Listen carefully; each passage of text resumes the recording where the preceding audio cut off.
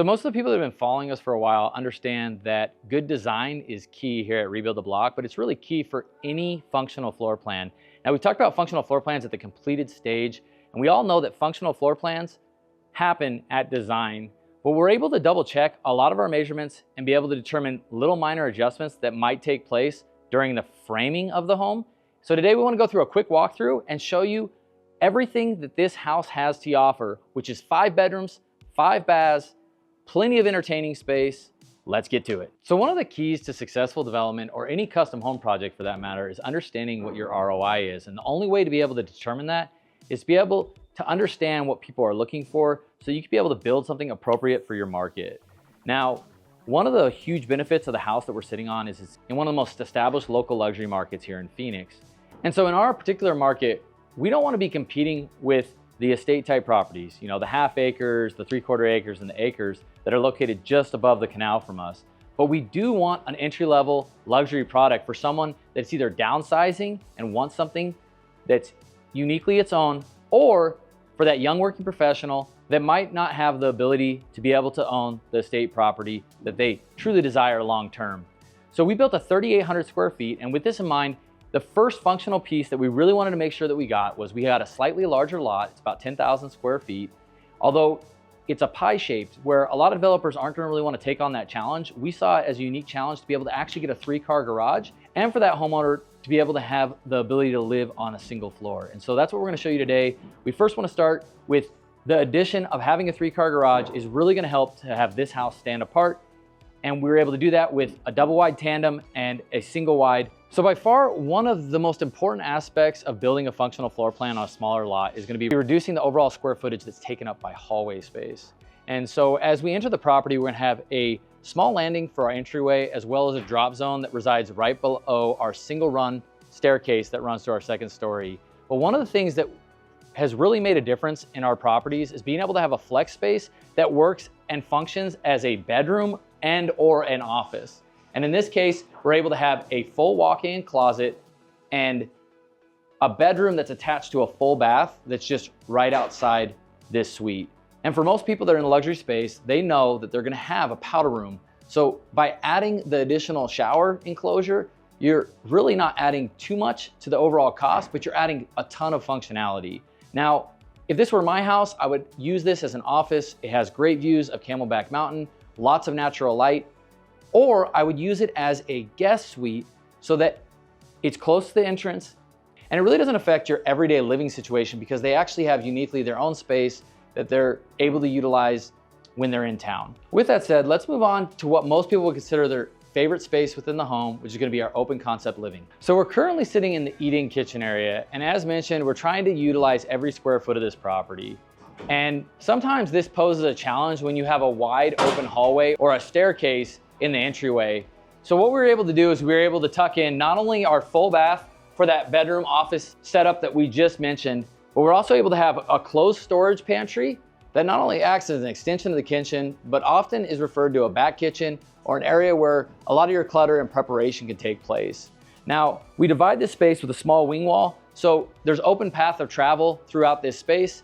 And then we have our open concept kitchen with plenty of room for our fridge, a small cabinet piece that allows for any of our glassware to be able to easily access any drinks. And one of the unique features that we're gonna have available in this home is gonna be a small seating area that really helps to create a more intimate setting in the eat-in kitchen rather than a closed off storage that can ultimately have a detrimental effect with natural light and really making the space feel more closed off.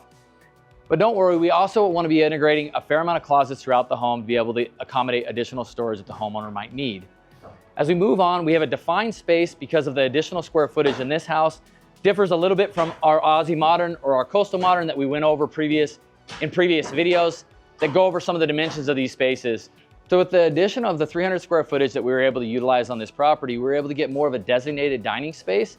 And we wanted to, although be open to the kitchen, we wanted to create some space or some privacy from more traditional setup of the dining room and our living room that resides right behind this small buffet niche, as well as our fireplace unit that'll be designated here in the living room space. If you watch for a while, you know that we're all about defined spaces. So now we covered our open concept living, we're gonna move to the primary suite, which is gonna be the most important component of any home. We have a small hallway, once again, minimizing that space, but creating enough distance between the living space and the private space to allow for a private sanctuary or spa-like living. Overall, we feel like this is an ideal setup because we have a small hallway that allows us to be able to enter our primary, create a little bit of separation from our public and private spaces. In this case, we have a gracious sized primary suite with a slider to the exterior, access of pool and the hot tub, tons of natural light, and an amazing setup for our primary bathroom, which includes our double vanity setup, oversized shower, tub, powder room, separated toilet closet, a drop zone for additional storage needs, as well as an amazing setup for walk-in closet, which really helps to separate the primary suite from the family room located just to the west of us. In addition to that, in majority of our homes, especially if we're going 2-story, we want a laundry downstairs, and in this case, it will be located in the primary suite to be able to add for additional functionality to make sure that homeowner has all of its modern day conveniences on one level. I know for most of you that are following along with this video, it's sometimes hard to be able to encapsulate what this space actually looks like. So here's a quick bird's eye view that'll show you the overall layout of the spaces that we just described. With that said, let's go upstairs and check out the 2nd story layout where most of our guests reside and has some of the best views of iconic Camelback Mountain. So now we're upstairs, our 2nd level. For a quick recap, downstairs, we had a flex room that could act as a 5th bedroom, an office, because it has a full bathroom located at the entry. We have our open concept living, closed storage pantry, back kitchen, and of course our dining and living room situation, and our primary suite downstairs, which is really gonna help to set the tone for this house. But we need plenty of additional space to be able to meet the capacity for the future homeowner and the guests that will reside here, and that's where our 2nd story is gonna come into play. 3 additional ensuite bedrooms, a laundry room, and a family room that overlooks Camelback Mountain with a little bit of indoor-outdoor living with our outdoor terrace.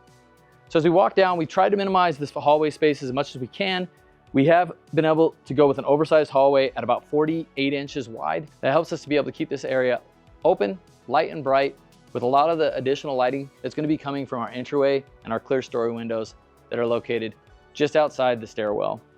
Now, as we come back, we have a lot of bracing still in place as we continue to work through our trusses. So bear with me as we work our way through this maze. Our 1st bedroom is gonna have a small hallway attached to this ensuite.